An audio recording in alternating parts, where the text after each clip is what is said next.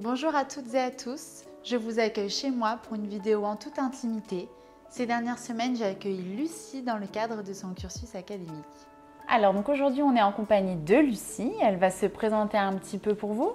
Oui, bonjour, moi je m'appelle Lucie Monnier, j'ai 18 ans, j'habite à Marseille et je suis en première année de BTS Tourisme au lycée hôtelier de Marseille et donc à l'occasion de ma formation, je réalise un stage de 3 semaines dans l'entreprise Arinella Events. Donc je suis très ravie de faire mon stage chez elle. Nous aussi, on est ravis de t'avoir avec nous. Alors pour recontextualiser un petit peu, il y a quelques semaines de cela, j'ai une amie qui m'appelle, donc elle me suit sur les réseaux et elle me dit que sa cousine est à la recherche d'un stage pour valider son année. Lucie va nous expliquer un petit peu comment elle est arrivée ici jusqu'à nous. Alors oui, c'est vrai que ça a été un petit peu compliqué, ça a été le parcours du combattant pour arriver jusqu'ici parce qu'avec le Covid, le milieu du tourisme et de l'événementiel, c'est assez compliqué en ce moment. Donc à la base, moi je voulais réaliser mon stage au château de Versailles. J'avais été en contact avec plusieurs personnes, une tutrice, etc. Et puis les musées ont fermé à cause du Covid. Donc j'avais été du coup en contact avec d'autres hôtels, j'avais appelé d'autres établissements, etc. Je devais ensuite réaliser mon stage au Radisson Blu de Nice. Et à cause du Covid, Nice a reconfiné, donc pareil, j'ai pas pu réaliser mon stage là-bas. Et j'ai appelé des centaines d'agences de voyage, de clubs, d'agences d'événementiel et tout ça. Et puis je ne savais pas du tout où chercher et ma cousine donc Léa, je l'ai appelée à la rescousse pour lui demander si elle connaissait pas quelqu'un et elle m'a conseillé donc Serena qui a bien voulu me prendre en stage et ça a été vraiment ma sauveuse de la situation. Je suis passée par ce stade où mes années d'études devaient être validées par un stage, donc je me suis forcément revue il y a 10 ans à sa place. Et depuis que je suis à mon compte, on m'a beaucoup sollicité pour des demandes de stage et j'ai toujours répondu non. Tout simplement car je ne pensais pas avoir des missions intéressantes à leur proposer. Et aujourd'hui, je suis à un stade de ma carrière où je sens que je suis prête à transmettre et à tendre la main aux étudiants qui souhaitent apprendre dans le cadre de leur cursus académique. Je dis prête dans la mesure où je sens que j'ai quelque chose à leur apprendre, où ce stage pourrait leur apporter une réelle plus-value sur le CV. Alors quand on m'a appelé pour me demander de prendre Lucie en stage, je me suis posé 3 questions. En premier, les missions. Je me suis demandé quelle mission j'allais pouvoir lui confier et puis surtout si ça allait l'intéresser et rentrer dans son cursus académique pour qu'elle puisse valider ce stage. Ensuite, je me suis demandé en temps, quel temps je pouvais lui consacrer, parce que voilà, de prendre quelqu'un en stage, ça demande de la driver, de lui trouver des missions, de vérifier un petit peu derrière, et puis de lui apprendre des choses surtout. Donc voilà, je voulais voir un petit peu quel temps je pouvais lui accorder. Et le troisième point, c'était surtout pour elle, c'était moi je travaille à mon compte et en plus en ce moment en télétravail à cause de la crise sanitaire et je ne savais pas si ça allait lui convenir. Ça ne convient pas à tout le monde.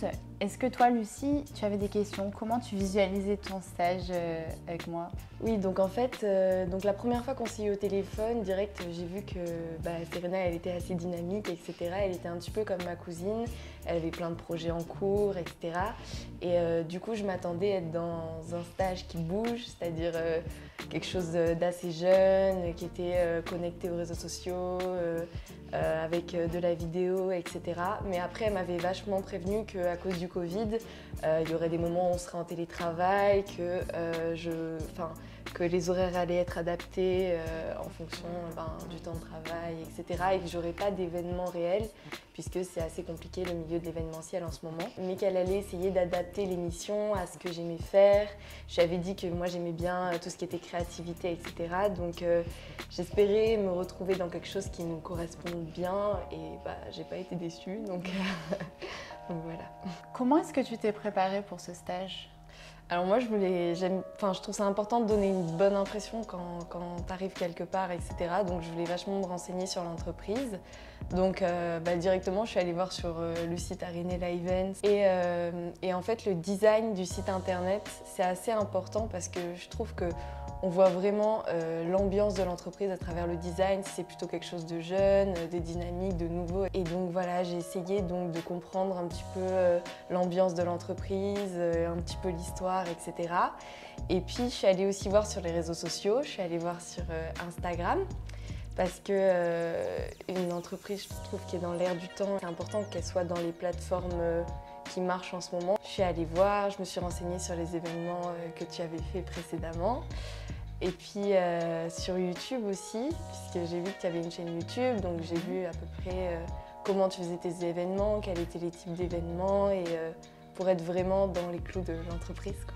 Lucie, elle a déjà fait un stage avant de venir ici chez moi. Du coup, est-ce que tu peux nous parler un petit peu dans les grandes lignes, des différences que tu as pu constater entre ton ancien stage et celui-ci? J'ai fait mon précédent stage dans une entreprise d'événementiel. C'est une entreprise basée sur Marseille et elle ne fait pas du tout le même type d'événement qu'Arenella Event, c'est-à-dire qu'elle faisait plutôt découvrir la Provence, Marseille, en faisant donc des tours à vélo, en petite voiture, etc.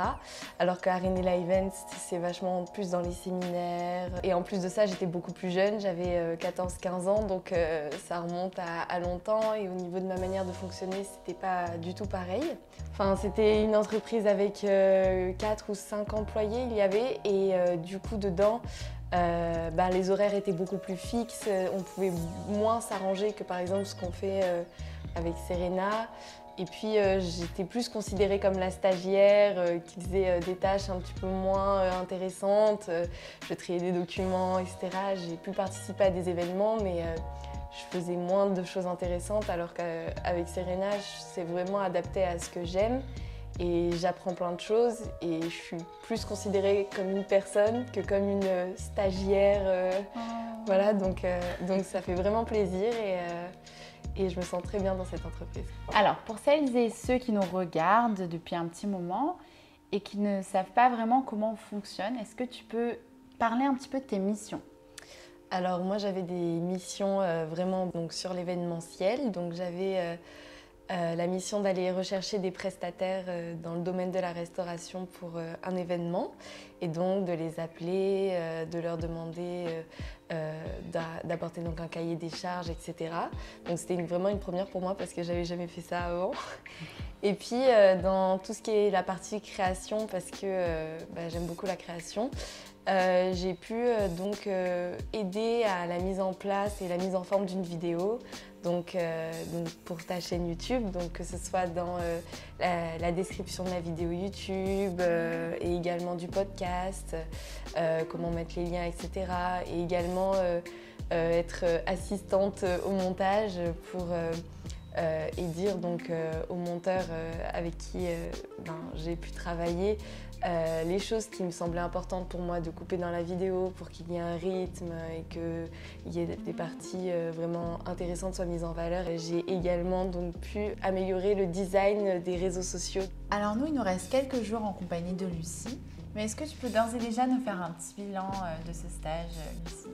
Moi j'ai adoré ce stage, vraiment j'ai appris énormément de choses pendant ces 3 semaines, autant au niveau du travail, le côté création, etc., organisation d'événements, oser appeler les prestataires, etc., leur envoyer des mails, être entourée de gens qui sont professionnels, etc., c'était vraiment très nouveau pour moi.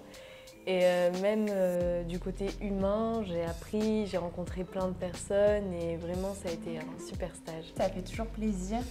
Et surtout que pour moi, vous le savez, c'était une première de recevoir quelqu'un avec moi tous les jours dans le cadre de cette entreprise. Donc en tout cas, je suis super contente. Est-ce que pour ceux qui nous regardent, tu pourrais nous parler de quelques difficultés que tu as pu rencontrer ? Alors franchement, moi j'ai trouvé que pendant ce stage-là, c'était vraiment adapté à ce que je savais faire, à ce que j'aimais et je ne pense pas avoir rencontré de difficultés majeures. Peut-être au niveau de l'organisation, parce que comme j'étais la moitié du temps ici, la moitié du temps en distanciel, il a fallu s'adapter, etc. Mais sinon, non, franchement, j'ai adoré faire ce stage. Merci beaucoup pour tous ces retours. En tout cas, j'essaierai de mettre un point d'honneur dessus pour les prochains ou les prochaines, car bien évidemment, c'est une expérience que je vais réitérer, parce que pour moi, c'était que du plus. Intégrer quelqu'un comme ça, qui a des nouvelles idées, qui est source de propositions, qui a envie, qui est dynamique, pour nous, c'est super. C'était vraiment génial. Donc voilà, merci beaucoup pour ton temps et pour ton professionnalisme. C'était un plaisir. Et puis nous, il nous reste quelques jours encore de stage. Donc voilà. À très bientôt.